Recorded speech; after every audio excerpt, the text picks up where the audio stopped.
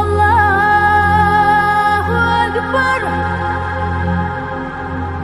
बिस्मिल्लाहिर्रहमानिर्रहीम। अल्हम्दुलिल्लाहि रब्बिल आलमीन वस्सलातु वस्सलामु अला सय्यिदिल मुरसलीन व अला आलिहि व सहबिहि अजमईन, अम्मा बाद। अऊज़ु बिल्लाहि मिनश शैतानिर रजीम। बिस्मिल्लाहिर्रहमानिर्रहीम। इन्नमा यख्शल्लाह मिन इबादिहिल उलमा। वक़ाल नबी सल्लल्लाहु अलैहि वसल्लम अस्सदक़तु तुत्फ़िउ ग़ज़बर रब्ब। वक़ाल नबी सल्लल्लाहु अलैहि वसल्लम अस्सदक़तु तरुद्दुल बला। औ कमा क़ाल अलैहिस्सलातु वस्सलाम। बड़ी खुशी की बात है कि इस छोटी सी बस्ती में ये मदरसा कायम है और अल्हम्दुलिल्लाह ये मदरसा तरक्की कर रहा है। जैसा कि आप हज़रात ने सुना कि ईद के बाद जो तालीमी साल शुरू होगा उसमें शोबे तजवीद भी इंशाअल्लाह कायम किया जाएगा और 2 साल का कोर्स कारी बनाने के लिए यहाँ पर उसका नज़म होगा। और अल्हम्दुलिल्लाह इस मदरसे से 3 बच्चे हाफिज होकर फारिग भी हुए हैं। आप हज़रात ने उन बच्चों का इस्तक़बाल किया, उनको तोहफे और नजराने पेश किए, ये भी बड़ी खुशी की बात है।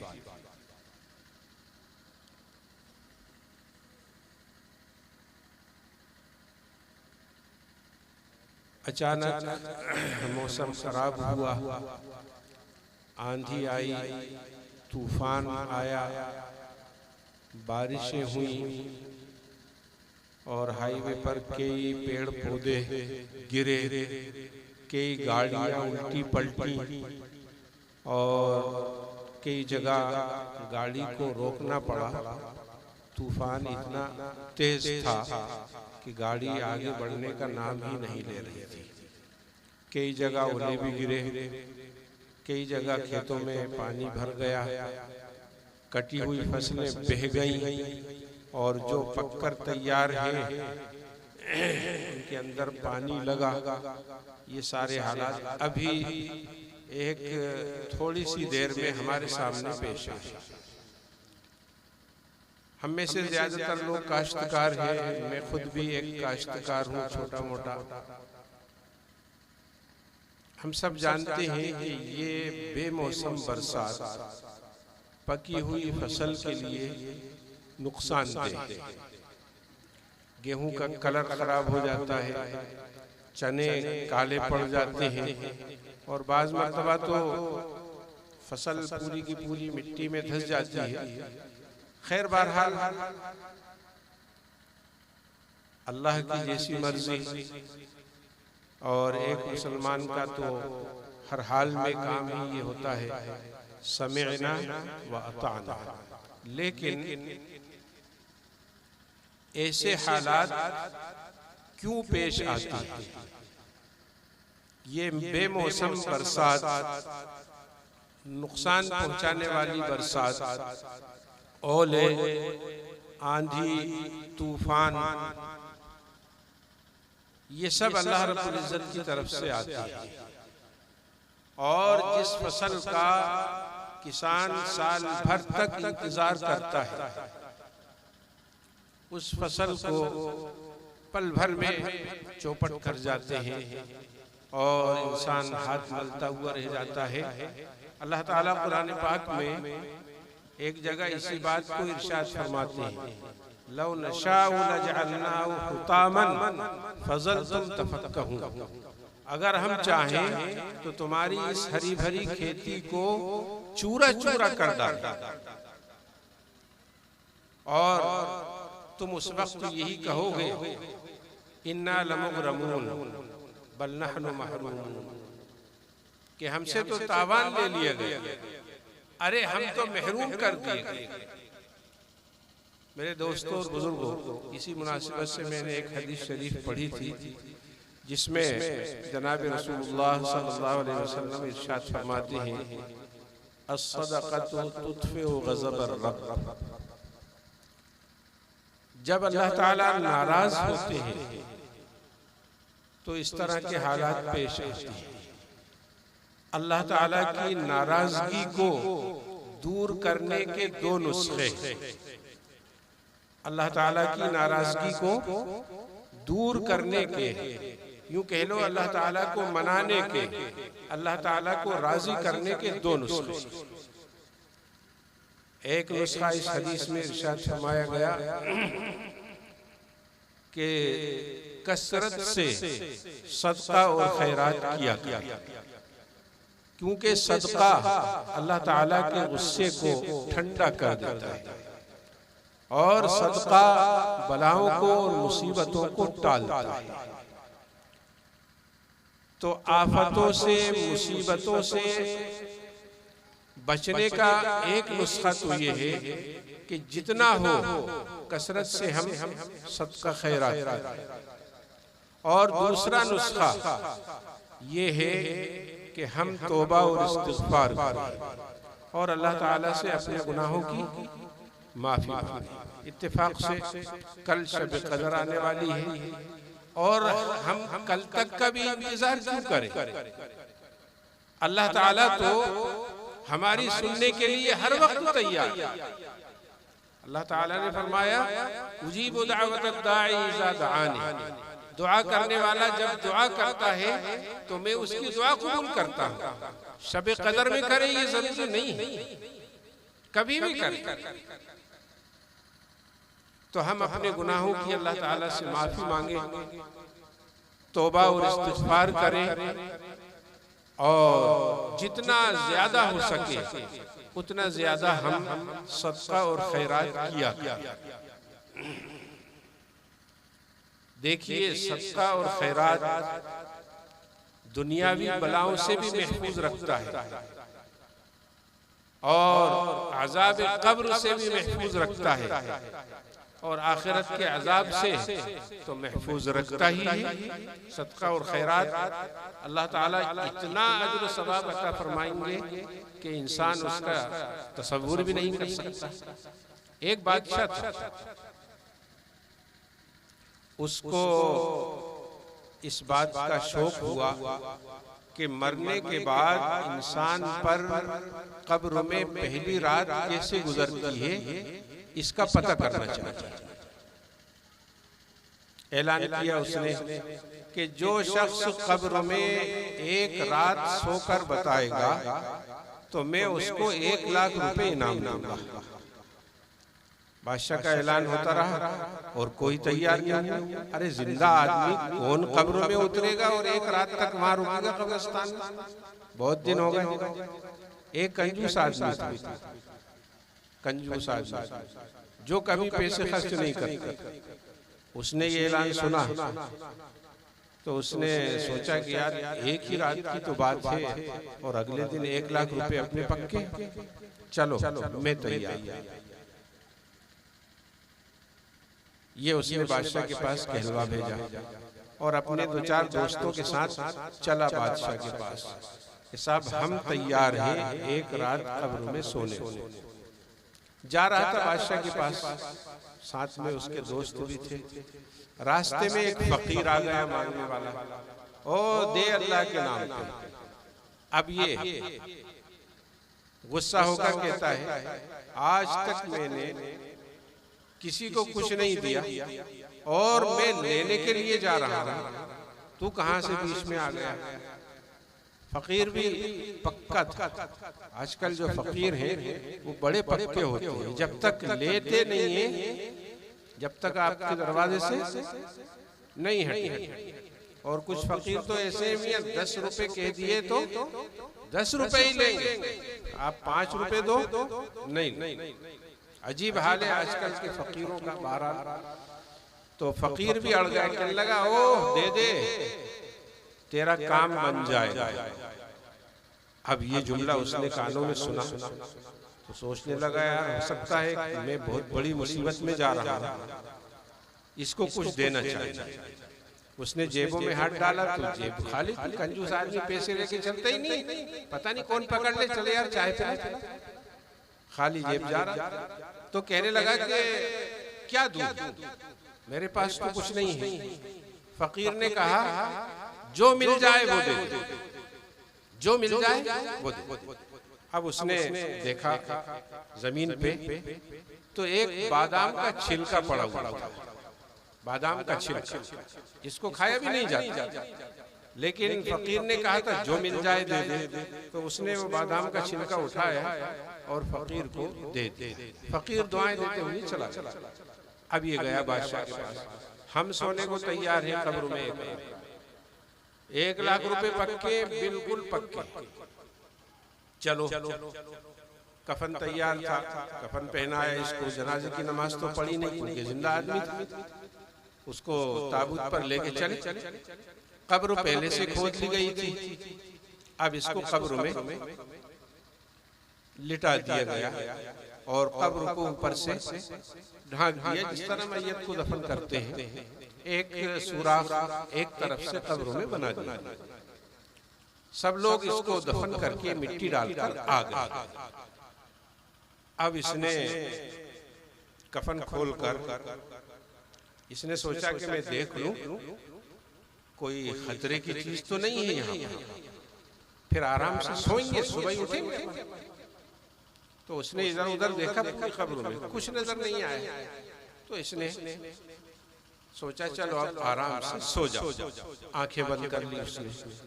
जैसे ही उसने आंखें बंद की तो एक बहुत बड़े सांप की फनकार उसको सुनाई, जो फन फैलाए हुए और काटने के लिए जो फनकारता है, सू इस तरीके से सांप की आवाज उसको सुनाई। डर गए और इसने थोड़ा सा कफन हटाकर देखा तो देखा कि एक बहुत बड़ा सांप फन फैलाए हुए इसको काटने के लिए बिल्कुल तैयार। जब इसने सांप को देखा तो इसके तो होश गायब, अपने आप को कोसने लगा, अरे कहां के लालच में पड़ गया, अब ये इस मुसीबत से कौन बचे। ये समझा कि अब सांप ने मुझे काटा और अब मैं मरा। ये सोचकर उसने आंखें बंद कर ली और आंखें बंद करके पड़ा रहा कि अब सांप ने काटा और अब मैं मरा। लेकिन बहुत देर हो गई, बहुत देर हो गई, सांप ने इसको काटा नहीं। तो इसने आंख खोली और थोड़ा सा कफन हटाकर सांप को देखने की कोशिश की कि देखूं तो वो सांप कहाँ गया। तो उसने अजीब मंजर देखा, अजीब मंजर। उसने ये देखा कि सांप अपना फन फैलाए हुए इसको जैसे ही काटने के लिए अपना फन मारता है तो वो बादाम का छिलका उसके बीच में आ जाता है और उस सांप को काटने नहीं देता। सांप दूसरी तरफ काटने के लिए जाता है और जैसे ही अपना फन मारता है काटने के लिए तो बादाम का छिलका उड़कर उस तरफ को आ जाता है और सांप को काटने नहीं देता। ये मंजर उसने देखा और उससे बर्दाश्त नहीं हुआ और वो बेहोश हो गया। सुबह हुई, लोगों ने आकर जल्दी से उसकी कब्र को खोला तो देखा कि इसका पूरा जिस्म सफेद पड़ गया, पूरा जिस्म सफेद पड़ गया। उसको निकाला, ये बेहोश था, मरा नहीं था, सांस चल। डॉक्टर को साथ में लाए थे, पानी पिलाया, उसके दिल पे मालिश की और सारी चीजें, डॉक्टरों ने दवा खिलाई, होश आ गए, आंखें खोल। लोगों ने पूछा क्या हुआ, तो रात को जो उसका मंजर इसने देखा था उसका डर इसके ऊपर इतना ज्यादा था कि जबान से कुछ बोल नहीं पाया, सिर्फ हाथ से उसने इशारा किया कि मेरे घर ले चलो, मेरे घर। घर की तरफ लोग ले जाने लगे और घर पहुंचने से पहले पहले कुछ जबान बोलने के लायक हुई और उसने जब लोगों से अपनी खैरियत सुनाई और घर वालों से कहा घर पहुंचकर कि जितना माल और दौलत मेरे घर में रखा हुआ है सब लेकर, सोना चांदी ये वो लेकर आओ, रुपये पैसे लेकर आओ, गल्ला है वो लेकर आओ, सब कुछ उसने अपने सामने मंगवाया। जब सब सामान सामने आ गया तो उसने वो सारा के सारा सामान सदका कर दिया। घर वालों ने कहा अरे ये क्या कर रहे हो, तुम तो इससे पहले एक पैसा भी किसी को नहीं देते थे। कहने लगा तुम्हें नहीं मालूम, मैंने रात को जो मंजर देखा, मैंने अल्लाह के नाम पर एक बादाम का छिलका सदका किया था, उस बादाम के छिलके ने मुझे अजाब कब्र से बचाया, इसलिए मैं तो अपनी आंखों से देखाया, मैं ये सारा के सारा माल अल्लाह के रास्ते में सदका करता। तो ये होता है सदक़तु तरुद्दुल बला। हमारे यहाँ कहावत कही जाती है साहब, लिया दिया आड़े आता है, लिया दिया आड़े आता है। ये लिया दिया ही है जो अल्लाह के नाम पर दिए जाता है। तो ऐसे हालात में एक तो हमें जितना हो सके सदका और खैरात करना चाहिए। जो भी मुस्तहिक है, जो भी गरीब है, हमारे महल्ले में बहुत से ऐसे लोग होते हैं जो मुस्तहिक होते हैं, कभी जाहिर नहीं होने देते। बहुत से घर ऐसे होते हैं जिनमें खाने का माकूल नज़म नहीं होता, परेशान रहते हैं। हम ऐसे घरों को तलाश करें और वहाँ उनके खाने पीने का जो भी इंतजाम हो हम अपनी तरफ से। तो एक तो सदका खैरात करें, दूसरे अपने गुनाहों की अल्लाह ताला से माफी मांगे। अल्लाह ताला बड़े गफूर रहीम हैं। एक मर्तबा इंसान सच्चे दिल से अल्लाह से माफी मांग ले, अल्लाह ताला बड़े से बड़े गुनाह को माफ करता। एक गुनाह नहीं, सारी जिंदगी के गुनाह, इतने गुनाह कि जमीन और आसमान के दरमियान की जगह पुर हो जाए, भर जाए, इतने गुनाह जो समंदर के झागों से भी ज्यादा। एक मर्तबा अगर इंसान सच्चे दिल से अल्लाह को पुकार लेता है, अल्लाह के सामने रोता है और गिड़गिड़ाता है, तो अल्लाह ताला उसके गुनाहों को माफ फरमा देते हैं। मेरे दोस्तों और बुजुर्गों, माफी चाहते हुए मैं ये बात कहता हूँ कि हम जो तौबा करते हैं ना, तो वो भी एक रस्म हो गई। अल्लाह तौबा, अल्लाह तौबा। बहुत से लोग तो अल्लाह तौबा और अल्लाह तौबा, एक थप्पड़ इधर मारा, एक धीरे से मारते हैं, जोर से मारेंगे तो अपने ही लगेगा। अल्लाह तौबा, अल्लाह तौबा। बहुत से लोग कहते हैं अल्लाह तौबा, अल्लाह तौबा। इसका नाम तौबा नहीं, तौबा इसका नाम है कि हमारे दिल में इस बात का एहसास हो कि मैंने गलत काम किया है, मैंने गुनाह किया है और उस पर शर्मिंदगी हो और अल्लाह से माफी मांग रहा हो, इसका नाम तौबा है। हसन बसरी रहमतुल्लाह अलैह, जानते हैं आप हसन बसरी? हसन बसरी रहमतुल्लाह अलैह का जमाना खैरुल कुरून का जमाना था, क्योंकि हसन बसरी रहमतुल्लाह अलैह बड़े ताबिई हैं। और खैरुल कुरून किसे कहते हैं? ऐसा जमाना जो दुनिया के तमाम जमानों से अच्छा जमाना था। तो हसन बसरी रहमतुल्लाह अलैह का जमाना खैरुल कुरून का जमाना था। उनके जमाने में इस तरह की चालबाजियां, इस तरह के धोखे और इस तरह की शैतानियत, उर्यानियत, फवाहिश, मुनकरात नहीं थे जितने आज पाए जाते हैं। इसके बावजूद हसन बसरी रहमतुल्लाह अलैह फरमाते थे, वाज़ो नसीहत करते हुए कि ऐ लोगों, हम जो तौबा और इस्तिग़फ़ार करते हैं वो इतनी गफलत के साथ होता है कि हमारा इस्तिग़फ़ार खुद इस्तिग़फ़ार का मोहताज है। हमारा इस्तिग़फ़ार खुद दूसरे इस्तिग़फ़ार का मोहताज है। हम इतनी गफलत से अल्लाह ताला से तौबा और इस्तिग़फ़ार करते हैं, तो फिर कहाँ से दुआएं कबूल हो? जबान पर तो है ऐ अल्लाह माफ कर दे, और दिल कहीं और है। कुरान पाक की एक आयत है, उदउ रब्बकुम तदर्रुअन व खुफिया। हज़रत मुफ्ती शफी साहब रहमतुल्लाह अलैह इसकी तफसीर में लिखते हैं आगे कि आजकल हम जो दुआएं मांगते हैं ना, उसको दुआ मांगना कहना भी सही नहीं है। हम तो बस दुआएं पढ़ते हैं। क्या करते हैं हम दुआएं पढ़ते हैं। रब्बना आतिना फिद दुनिया हसना, ऐ अल्लाह माफ कर दे, हमारे गुनाहों को माफ कर दे। वो कहते हैं ये सब पढ़ना हुआ, ये इनको मांगना नहीं कह सकते। मांगना तो इसको कहते हैं कि दिल में नदामत हो, दिल में अल्लाह का खौफ हो, और दिल से कहा जाए ऐ अल्लाह मेरी इस गलती को माफ कर। तो अल्लाह ताला बड़े से बड़े गुनाह को आने वाहिद में माफ कर देते हैं। और बाज मर्तबा अल्लाह ताला माफ करने के बाद ऐसे लोगों को अपने वलियों में शामिल फरमा लेते हैं।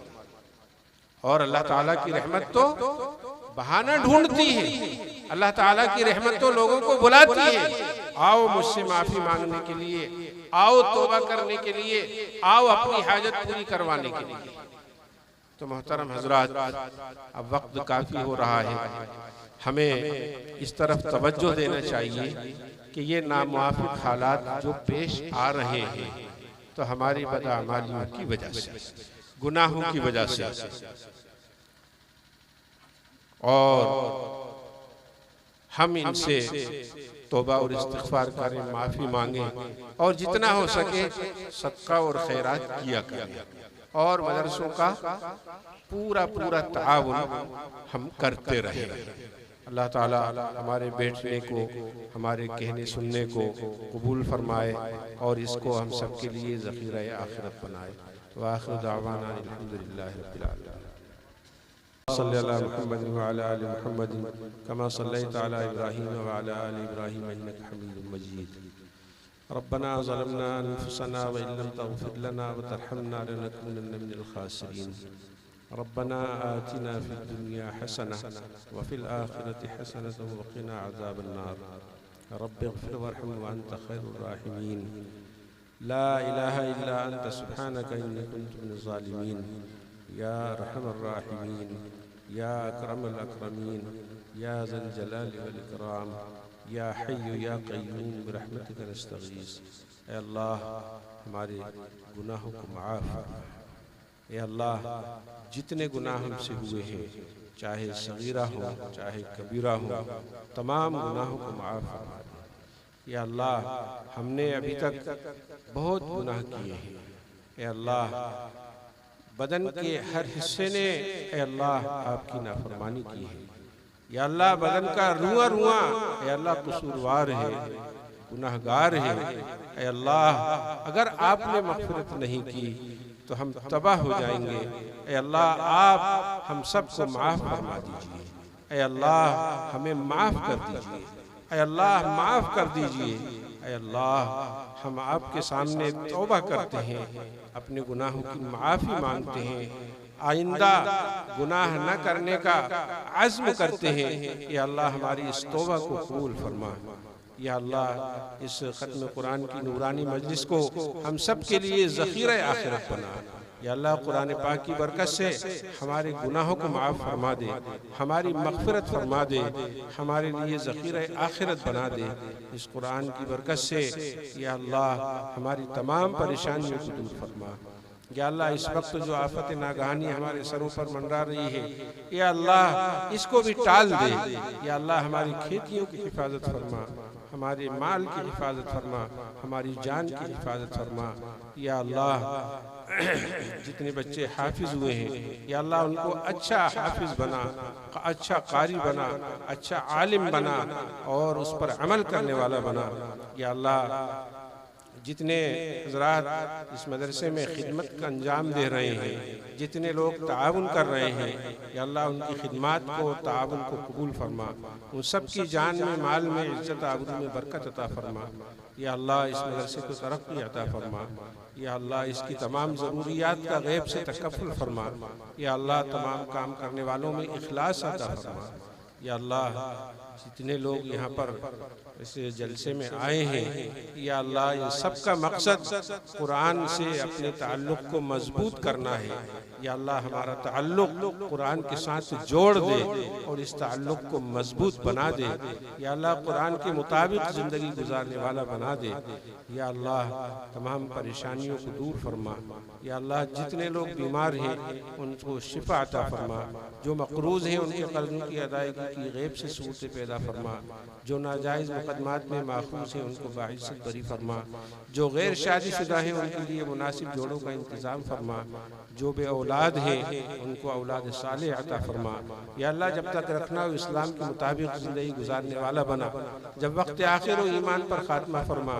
अज़ाब क़ब्र से, अज़ाब हश्र से, अज़ाब नार से निजात अता फरमा। जन्नतुल फिरदौस के अंदर मक़ामात आलिया अता फरमा। रब्बना तक़ब्बल मिन्ना इन्नका अंतस समीउल अलीम व तुब अलैना इन्नका अंतत तव्वाबुर रहीम।